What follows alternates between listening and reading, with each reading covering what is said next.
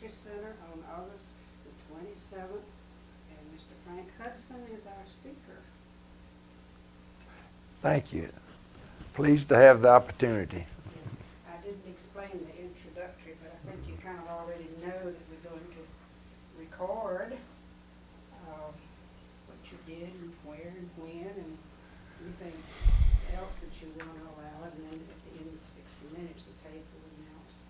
You can have a little bit further to wrap up, but you've given your name, but now we have the current address about where we are, but we need your date of birth and your address. I was born in Americus, Georgia. That's in Sumter County. And I was born on the 12th of December, 1918. And you were in which branch of the service in war? I was commissioned as an ordnance officer in 1941. And I served with the Air Force, and then came back to the ordnance.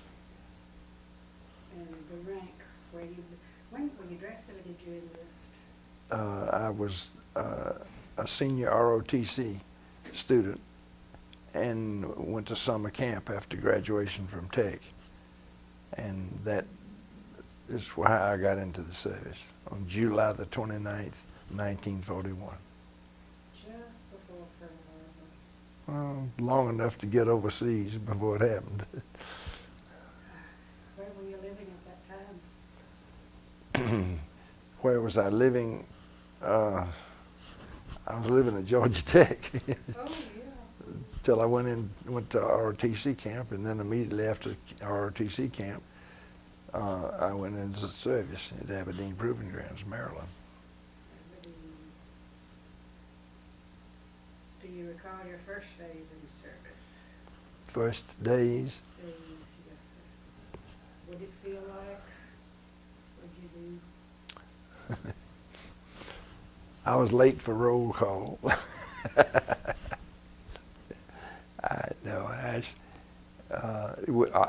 My first, after being commissioned on Saturday, we went back on Monday and started a special training for a new branch of the service called Aviation Ordnance.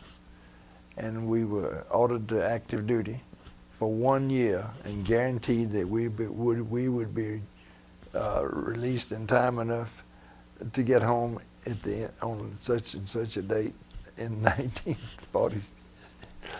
In the fight, just 1 year service is always we're signing up for. And that was World War II. Where did you go after that? At Aberdeen, and finish of special training in bombs and fuses and such things related to what we were going to be involved in. We were transferred to to Mitchell Field on Long Island, New York, and waited for a boat. And we were there filling ammunition rounds, putting ammunition rounds in link belts. And the Russians, we shipped them to the Russians by Murmansk. We were, for the Lend-Lease program, in effect, we were supplying the Russians with ammunition. And when we got on the ship, we sailed to Panama. To go to Russia? No, I wasn't going to Russia. No. I was going to have duty to protect the Panama Canal. So I went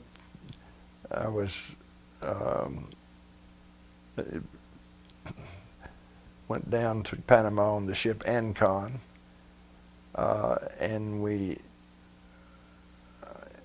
upon arrival, there was 5 other people, officers in the same condition as I was in, all of us assigned to Panama, and none of us had Army dress uniforms. So before we got off the ship, they loaded us up in a staff car and took us to a tailor in downtown Panama City for us to get our white dress uniforms and our dinner jackets so we could eat the mess at Albrook Field. Otherwise, so while we're waiting for them to be to be delivered, they let us eat in the main dining room behind a screen. Really? What was the rank you had at that time? Second lieutenant. Just a few days. How long were you there? I was at Albrook Field 2 days, and without any of those special uniforms, I was sent to Rio Hato, Riohato, which was a training base that we were renting from the Panamanians up on the west coast of the Republic of Panama, and we owned the Gulf of Panama, and they had troops would come up from the canal zone and do training exercises and so forth, and we could not fly an American flag. That was part of the treaty with Panama that for us to use that base. One of the rules was you could not fly the American flag. So one thing that happened was the day of Pearl Harbor, the next morning, I had a Confederate flag flying in front of it, base headquarters, and it stayed there till I left. Man, the Panamanians just loved it. I didn't violate the treaty, but I was there long enough to outfit 2 companies, and we had no draftees. No draftees. All regular. No, the officers were whatever, but all the soldiers were regular Army. Under the draft rules, that no draftee could be sent overseas until we win the war. So the interesting part of it was, as the second lieutenant, I was the only officer and commanding 2 companies, plus I was the base ordnance officer. And it converted from an infantry base to an Army Air Corps base overnight when the Japs hit Pearl Harbor.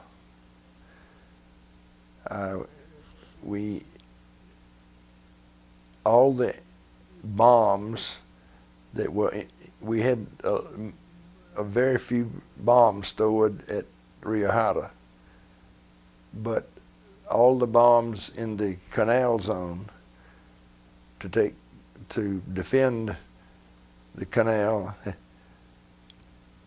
were in revetments alongside the canal, and they suddenly realized that if they blew up one of those bomb storage places, they'd shut the canal down. So they decided to send all those bombs to me up at Rio Hato. So I had night and day, 24 hours a day for several days, was unloading bombs, kicking them off the rear end of trucks.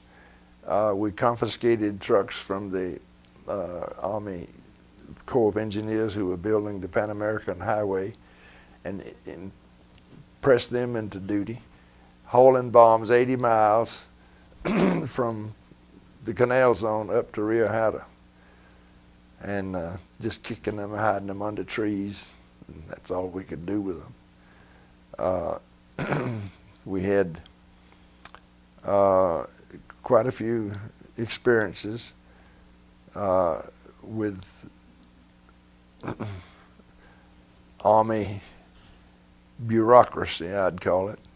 The rules were in those days that high explosives had to be painted yellow, bright yellow.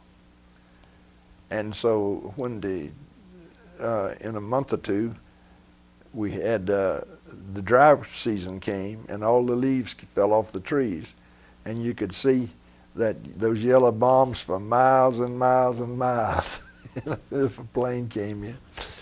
So we started painting them olive drab.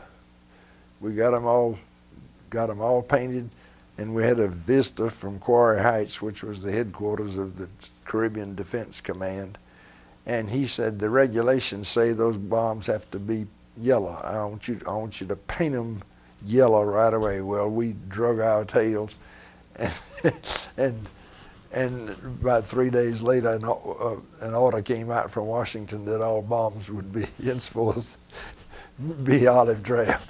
So, already olive drab, right? Or did you? We already painted them olive drab. Yeah. We painted the yellow to olive drab, and then this colonel ordered us to paint them back to yellow. And in the meantime, they flew in all these planes, and we were overnight, I guess, the world's largest air base, but that didn't last long. They were busy making treaties with Ecuador, Peru, Guatemala, and Panama for additional bases down there to put in airfields to protect against the Japanese coming in from the west. So I supervised. I ended up with one company in platoons in 5 foreign countries. And in those days, the company commander had to pay the men off once a month. And the only way I could get around was fly with the bombers out to the Galapagos and then fly back with another crew that was flying back to another base, because they all flew from the mainland out to the base on the Galapagos Islands, and had lunch and then flew back. So I could go out there and end up I could go out there from Panama and end up in Guatemala, or go out there from Panama and end up in Peru. So it was quite an experience, but they soon started the allotment system where everybody could send money. They'd take money out of the pay and send it to a bank or to their wives or whatever those rules were. But yes, but I was transferred. Excuse me. I had a lieutenant in charge of a platoon in Ecuador who had to have his phone installed in the latrine, because everybody down there was getting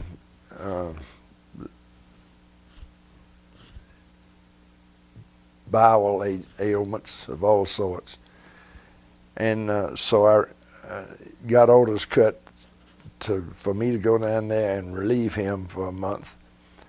And he came back to Rio Hatta to operate in my place, but I had to take his place with the 25th Bombardment Squadron. And while I was there, secret orders came out from Washington freezing everybody that was attached to the Air Corps to integrate us into the Air Corps. So, and you remained in your present position. And very shortly, orders came out for the 25th Bomb Squadron to be sent overseas. And I went back to the States with the 25th Bombardment Squadron and went to Davis Mountain Field in Tucson, Arizona. And after a 1 month leave, And at the end, we got back and reported back to duty, and none of the flyboys could pass physical exams because of dysentery and diarrhea. And they put them all in training, including me. We all were put into a training command in the 2nd Air Force. So here I am with all this experience in bomb handling with a company at Davis Mountain Field filling practice bombs with sand for the boys to take out and drop. And that didn't go very well. So I started complaining and sent a request for transfer. And it had to go to the 2nd Air Force in Spokane, Washington, before it went on to Washington. And there at Spokane was Colonel E.C. Franklin, who had been my ROTC instructor at Georgia Tech.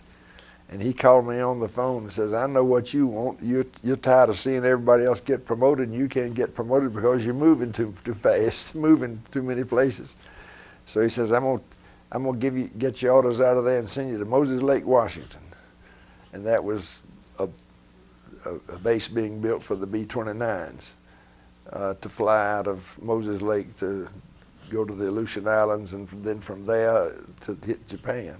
As it turned out, we didn't need them because we took the Saipan and Tinian in the meantime, and these bases didn't ever fulfill their missions. But I was only at Moses Lake a little over a month when General Hap Arnold ordered me back to Aberdeen Proving Grounds to run the school for the Aviation Ordnance that I had been a student, where I'd been a student. So I was an instructor for several months, and then they made me chief, and then they made me combined several sections, and I became chief of the Small Arms Aviation Ordnance section of the Ordnance School. We had 5,000 or more students going through all the time, some of them on 1 week course, some of them on 6 weeks courses.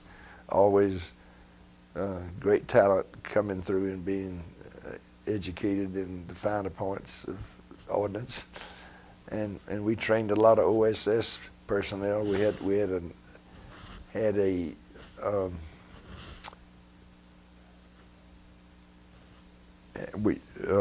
There was a collection, a museum, I think they called it, of foreign ordnance, and we were teaching the OSS, which was the precursor of the CIA. All these civilians came through, and we were teaching them what different things were, mainly for sight, because they were going behind the Iron Curtain, or not the Iron Curtain then, they were going behind into German territory and reporting back. They were mostly foreigners, and they were reporting back as to just what they were seeing. So, well, with 40, I went back in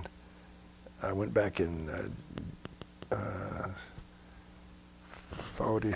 Yeah, I went back in early 43. Early 1943 is when I went back, and then we kept expanding the school and training more people, and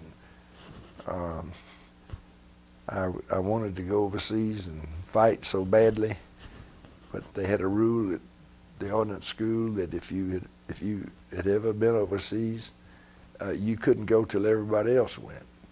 And of course, that I soon realized that could never happen, because every class that we graduated, we'd pick the best students and make them instructors and send our instructors out, let them go overseas. So I just relaxed and did my job. Got married, and we supervised the writing of the script for 2 Army training films. Bomb handling. The films were on bomb handling. They were titled Bomb Handling 1 and Bomb Handling 2. And we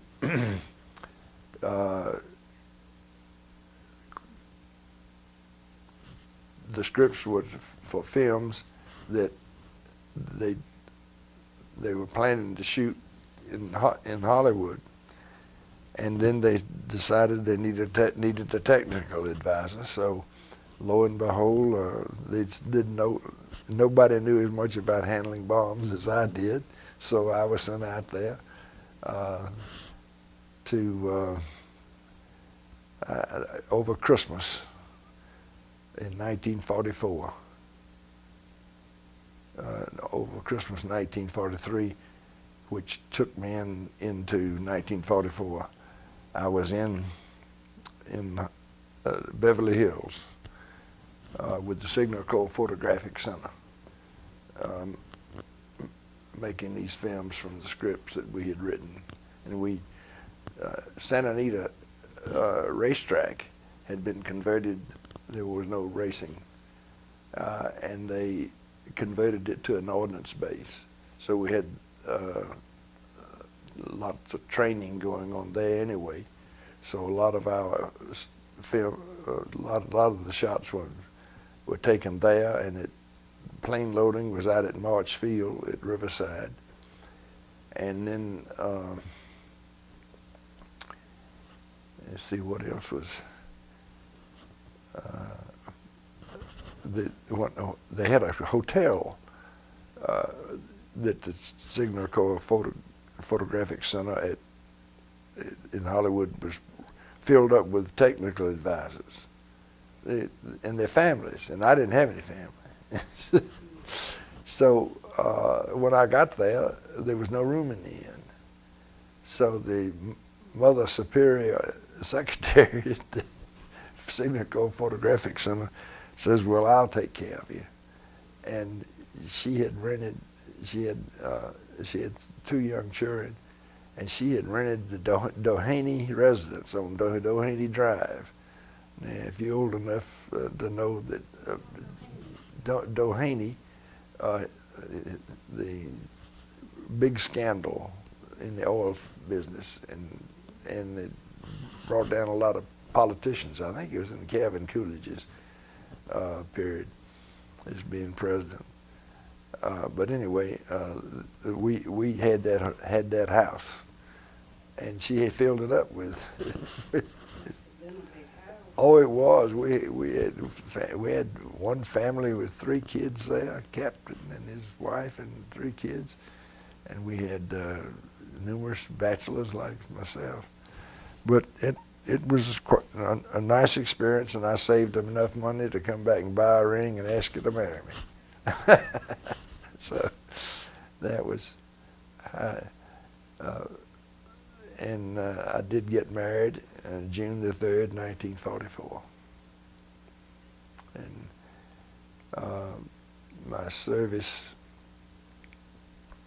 continued, and when the war was over, I was offered the job of going to Hiroshima and Nagasaki and do the surveying. And the offer was that you'd come back to 29 Palms, California, and write your report, and then you would be released. Well, I'd been fooled with one of those kind of promises before, so I said, I think I'm going to go to Atlanta, Georgia. And that's right. And I had the point system, the point system is what got us out. And so the first day that Fort George Meade of Maryland opened up for processing release of soldiers and so forth, I was in line. I was there and was released there in let's see, September, October. I was not really, my last day official was in January 1945. But January 1946. But I had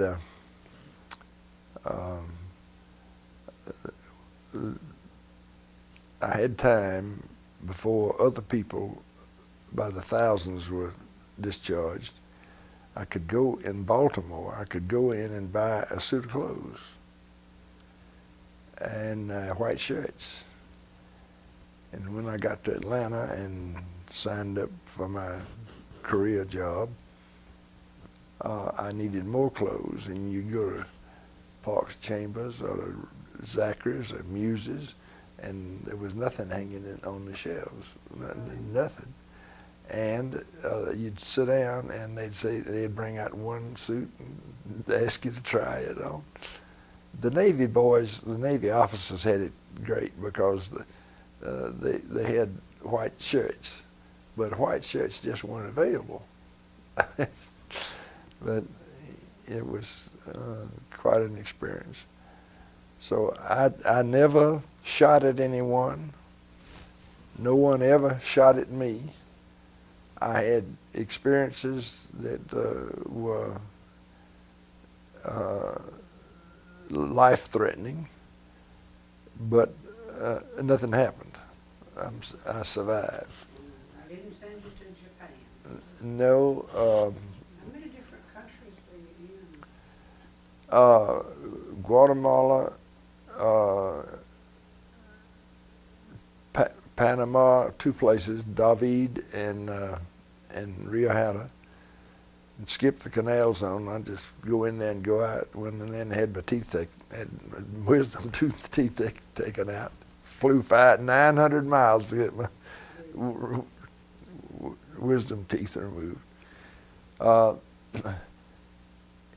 Ecuador, Peru, and the Galapagos Islands. Well, Galapagos Islands are owned by Ecuador, so that's really one country. And one of my experiences happened within 2 or 3 days after the war started. We had the airplanes that were there before they started bringing in LB-30s, which we could later call B-24s. We were making the LB-30s. I believe Consolidated Vultee was building them for the British under Lend-Lease. And when we got in the war, they just, I say, converted them to right-hand drive or left-hand drive or whatever it did. And we just took them off the assembly line, and it was the first use of radar. The British had developed radar. They get credit for that.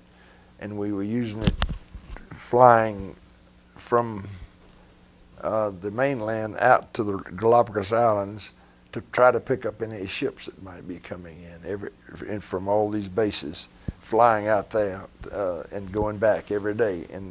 And so we never left a square inch uncovered by using the radar. And we had the B-24s and the B-17s, several different versions of the B-17. But when I got down there, we had B-18s, and that's like a old DC-3 converted into a bomber. And we had a report there was a sub in the water out off our base, and they rushed a B-24, a B-18 out, and in taking off, it flew into a barracks, and it killed a colonel, engineer officer, and a major. They had offices there, and they were over there playing pinochle at night. And there was no fire, there was no explosion, but all the bombs were laying out in a disabled airplane. I'll tell you, it was disabled. It lost an engine. There were just 2 engines, and it lost an engine on takeoff and just curved right down into the barracks. And out there surveying this situation, I decided that the thing to do to get the fuses out of the bombs and get the bombs out of there, because the fuses were armed. They pull the weight of gravity, momentum, and everything else, rip the bombs out of the bomb racks, and the fuses were armed that way. And that's the dangerous situation where we had 400 or 500 pound bombs. They were armed. 2 of them were armed in the nose, and one of them was armed in the tail. And we didn't have any real floodlights, operating with flashlights. And I decided that the safest thing to do was just let everything sit there till daylight. Well, about this time, this colonel, who was the base commander, he came rushing over and took a look at the situation. He says, "Get them out of there." I said, "Well, I'll wait till daylight, because, with all due respect, blah, blah, blah." He says, "Get them out of there now." So I called for volunteers, and got one sergeant who was a wonderful troops. I always had wonderful troops. They got into troubles of all kinds, but I kept them out of trouble. Real. No, never had one prosecuted, but had plenty of reason to save their souls, as well as keep them on duty. One sergeant was willing to go in with me, and we went in and we slowly extracted the fuses and handed them out one at a time. And of course, we evacuated the area, had to do that. So that was the beginning of the bombs. Did you know you were going to get out from defusing those? Did I know? No. No, it was definitely risky business. And because when a fuse is armed, if you just bump it, it'll blow up the bomb. We got those. We got them defused, and then of course took the bombs out and put them back in the bomb dump. They weren't damaged at all. Steel case bomb full of TNT. And then once I was flying back from Guatemala City to Rio Hatta, and the group commander I was on his staff, and he was the pilot for this trip, and he was they had just changed all the work order had come out from Washington to put these new spark plugs in. These are Pratt & Whitney engines on a B-17, and he ordered. The work order came from Washington to everybody to change to these new plugs. Well, these new plugs fouled up right quick, and we were out over the water, and we had silence. You couldn't, unless you were actually ditching, you could not call for help or anything. So this B-18, we didn't have enough chutes for the people that wanted. A lot of people were traveling, staffs and so forth going. And we I guess we were about 500 miles out when we lost one engine. They feathered the props on that engine, and so we were running on 3 engines, which is not unsafe. But it wasn't long before another engine got rough on the same side. And the first thing you know, he had to kill that engine before it tore the engine out of the wing. But you could just, the backfiring was, slapping the side of the aluminum where we were back in the back of the plane. And as we were approaching David, you would say, which is the city in northern Republic of Panama, and we had an air base there that was owned by an airline, and they had a little tower out there with one man with the red and green light. That's all it was. The tower's 20, 30 feet high, and he was up there with a red light and a green light. And Panagra was the airline that owned this, and it was a grass field. And as we were approaching, one of the engines on the right side started acting up. And we didn't even make an effort to go around anything else. And radio silence and all these other problems came in. But that tower operator realized something was wrong, and it was a Panagra plane in the end of the runway revving up for takeoff. And we came in over the top of him askew, with just plane engines on one side are operating, the plane's running through the air like this, and you have to cut the engines and make a dead stick landing and let the plane straighten out. And we went over the top of that Panagra plane sitting out there. I guess it's 20, 30 feet at the most.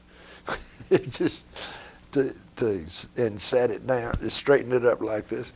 But we lost all the hydraulics and everything, and everybody was up there operating the manual pumps to get the wheels down and do everything else like that that was necessary for a landing. Well, you're too busy. We dropped the bombs at sea. We didn't arm them. We let them go with the arming device in them. And we threw all the 50 caliber machine guns out. And we're about ready to pitch a few other things, but we didn't dare. And we did land with no engines and coasted to stop. Everybody got out and kissed the ground. And that was those two experiences, getting the bombs out of the barracks and this coming in on a wing and a prayer, was the only other experience that I had that was not good time Charlie. So. I remember right at the beginning you mentioned being able to protect the canal. Yes.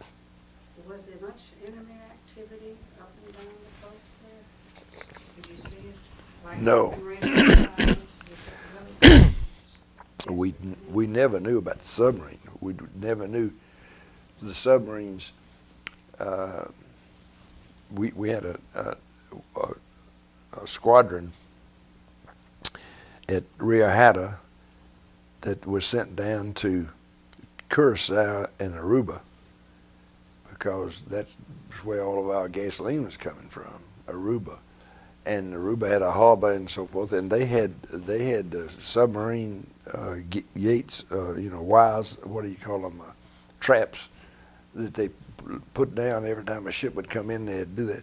Well, a submarine sneaked in there and blew up many tankers. It's one of the war activities you probably never ever heard of. But they did. The one German submarine got in there and he got away. But that was early in the war.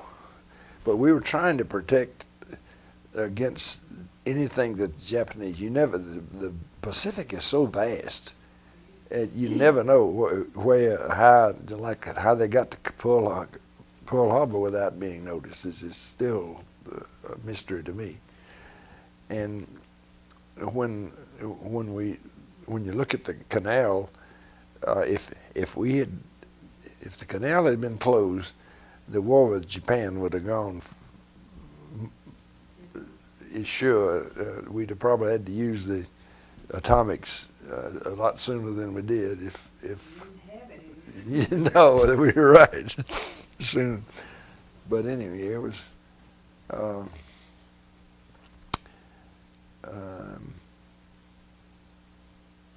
I'm proud of my service, and I decided when the war was over that I would stay in the reserves, because after 4.5 years, if you make 20, but I stayed in the reserves and taught the Command and General Staff College for 10 or 12 years, both at Fort Leavenworth on active duty for summer, 2 weeks here and 2 weeks there, and Sundays down at the USAR in the old Ford plant on Ponce de Leon. Yeah, well. When you went back on the discharge day, and you said you went into a career after that, I guess it was Atlanta. Yes. And was that what you were doing with the ROTC? Or did you have a different career type? That was when you're in the reserves, you're 2 weeks a year. And, my career as an engineer was sales and service of engineered products to industry. And I ended up, this is not war experience, this is something else, but I ended up with 4 companies here in Atlanta. And when I retired, I turned them over to the guys I'd hired and said I walked out in 1987 and turned it over to them. So. They wanted, when you were in the service and the friendships that happened while you were ongoing, were you able to, or was it possible to keep up with any of those associations? Very few, mainly because the scattered other parts of the country. Some that I knew, I was closer to so many other people. And in my business, I was traveling a lot, covering Georgia, Alabama, and Florida for many months, and then finally reduced it down to just Georgia. But my association and friends that kept on were those who stayed in the reserves. My social life in the post-war years was divided up between company and career, church activities, hobby, genealogy, and my buddies that I was with in the Army reserves. And interestingly enough, very few of those fields ever commingled. Did you ask about medals or citations? I had the Army Commendation ribbon. I had the American Defense Service Medal, and then all those things that they gave us at the end of the war, the ruptured duck, and you know, the flying. Everybody who got out with had honorable discharge got a pin. I still got it, never have worn it. It's called the ruptured duck. So that and I cite, and you see what else is the World War II Victory Medal and the lapel victory pin and the Army Commendation ribbon. That's the highest award I had. What's an Army Commendation ribbon? For exemplary service. You could have never fired a gun or done anything. If you really performed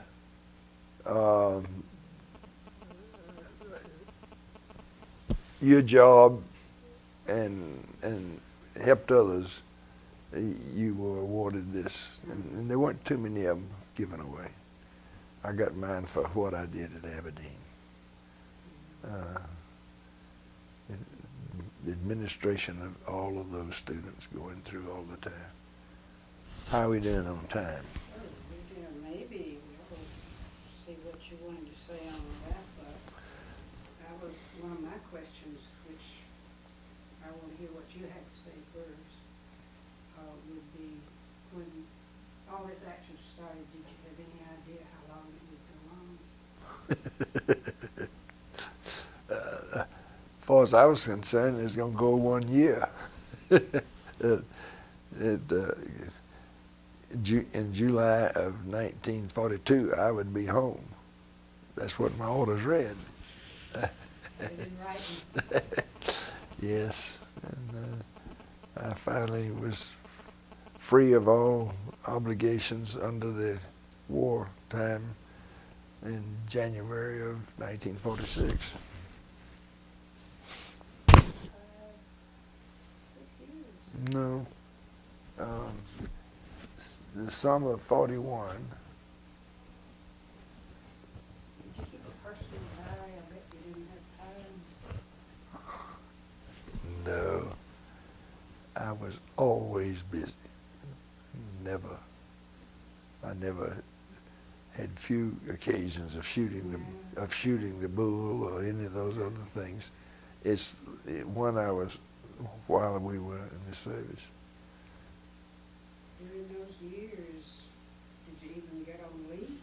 I know you Leave? got a month back before Well, so much of your leave was stored up, saved. Was no opportunity to take it. But my leave, when I was discharged I think I was discharged in September, maybe October. But I had to be at home. I had to be released in time. They did put me.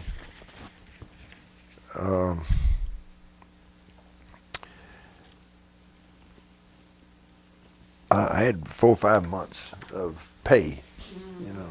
instead of leave. Yes, in lieu of leave. Did the military experience that you had influence your thinking about war or about the military in general?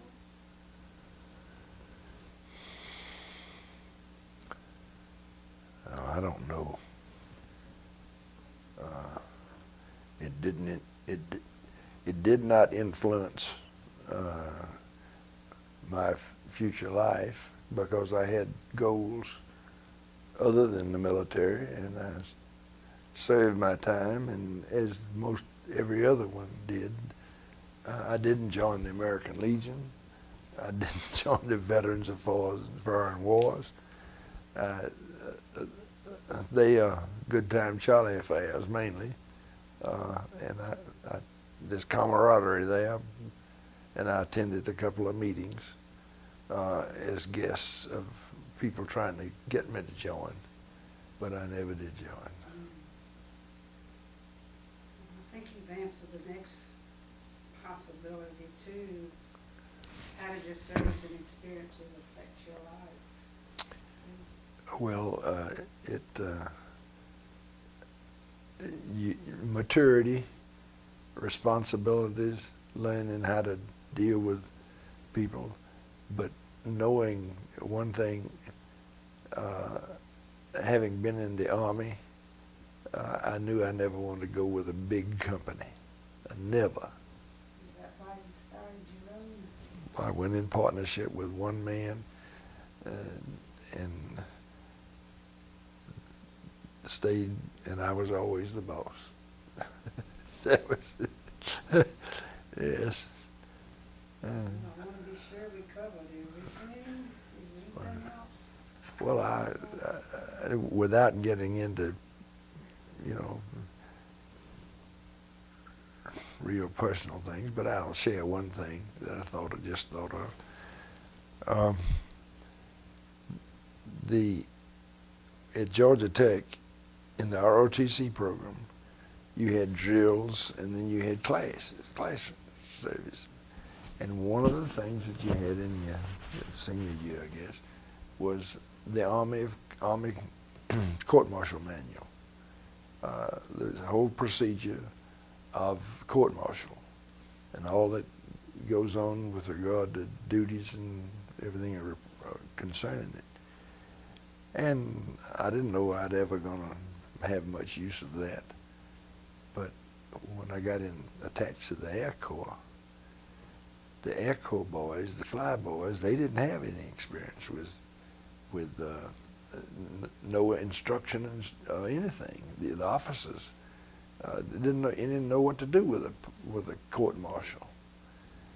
And when there was reasons to have court-martials,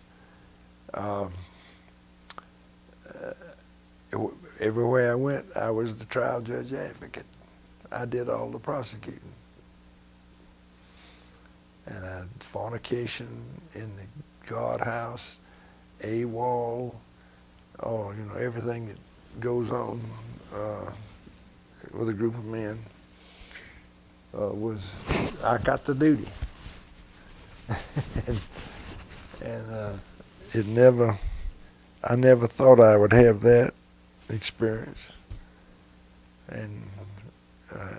but I did. And I'm not a lawyer by any means, but I know what the manual says. I bet you did. I know what the manual says. Always. Were there a lot of different offenses that you had to deal with? Yes, and morale, and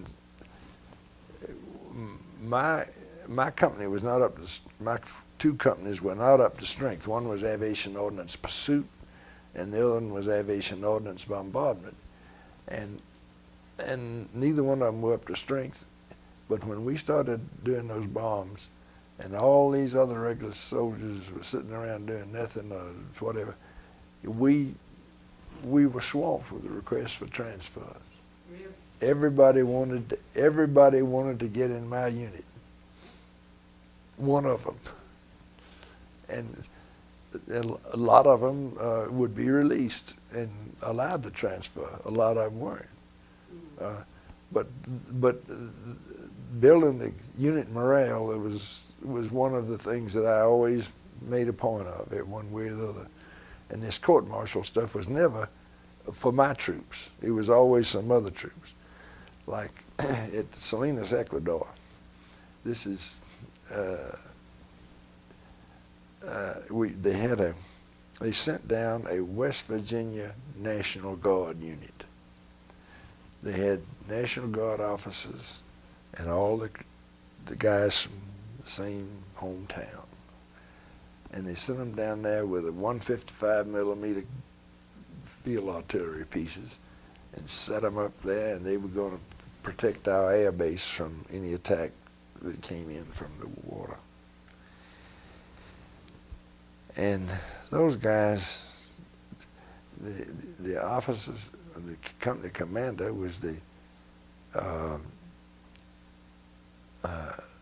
I forget what his connection was, but one of them was They were all National Guard now, and they had not been regular Army, and they were goof-offs. The whole crowd was, and they caused more problems just because they didn't have anything to do. Yeah, you know, it was all make work. It wasn't what we were doing, and we had a lot of, and such things as you declare an area of a little town with nothing but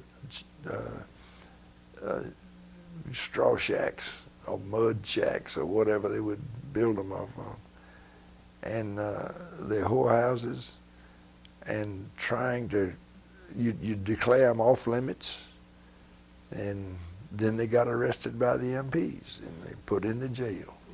It was just going back to building morale, building good morale. What were some of the ways it worked, you think, at that time? same thing. It works today. Treat everybody as an individual, and treat them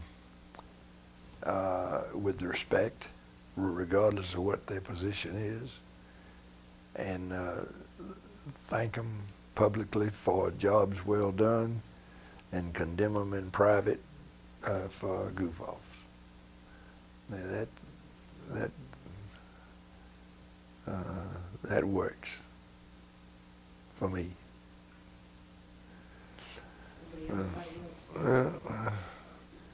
Well, I don't know. I'm on a different subject, because I thought maybe that we didn't get this in. How were you able to keep in touch with your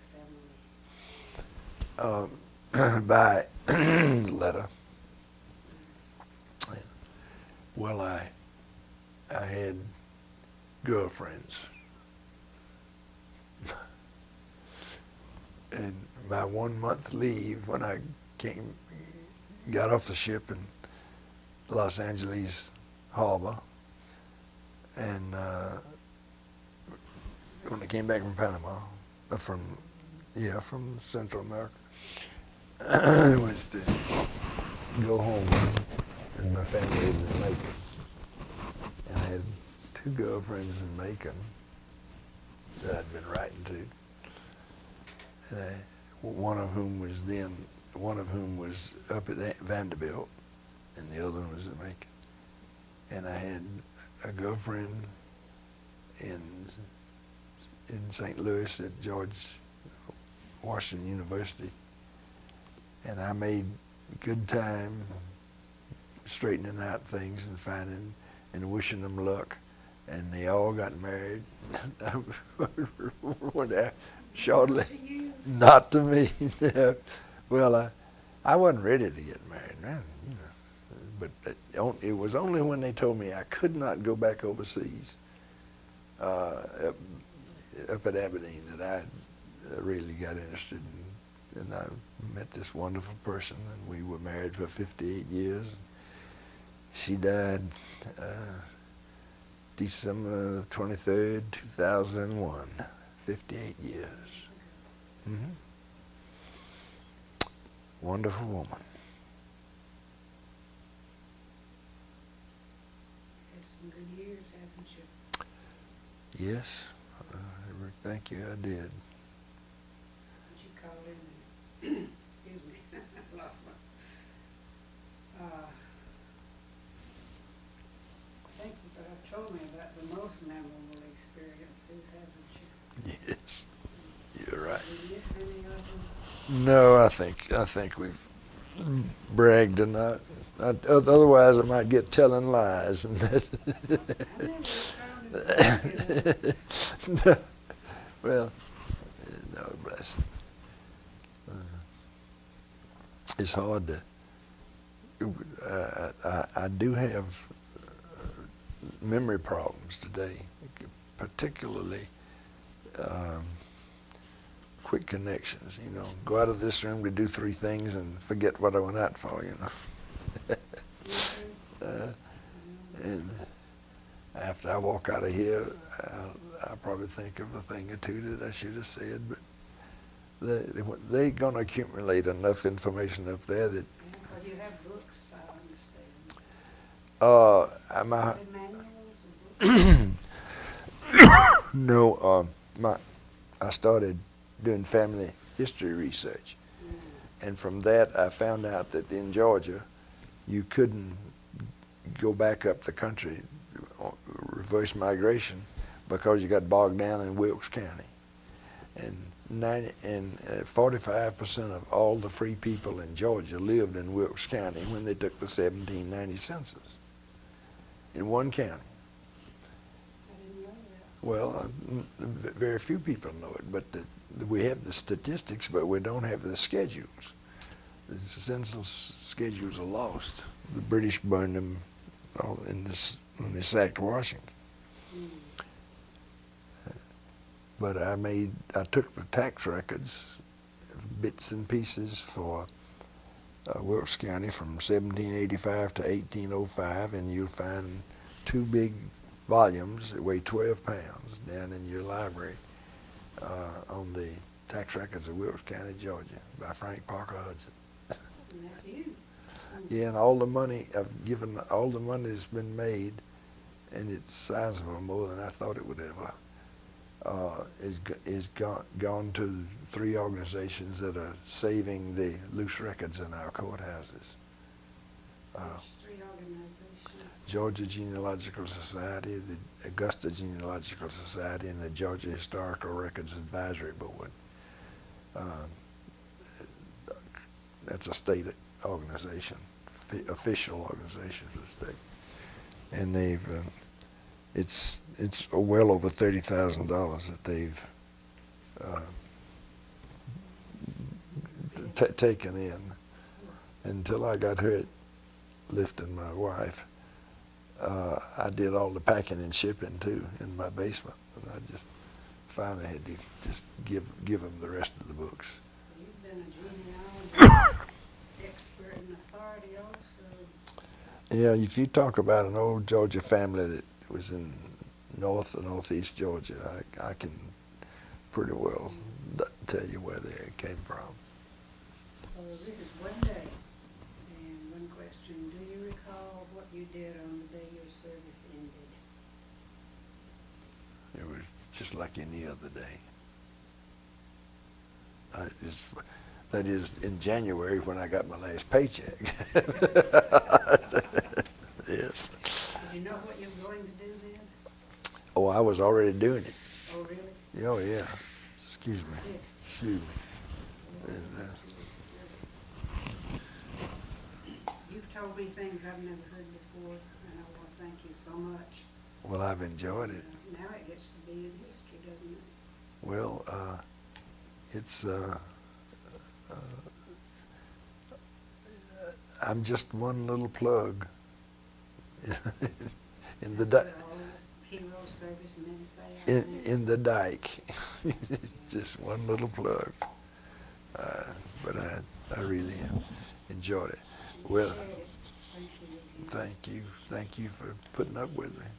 What is this lady's name? Which one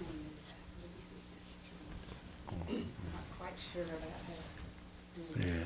Knobs and Here she goes.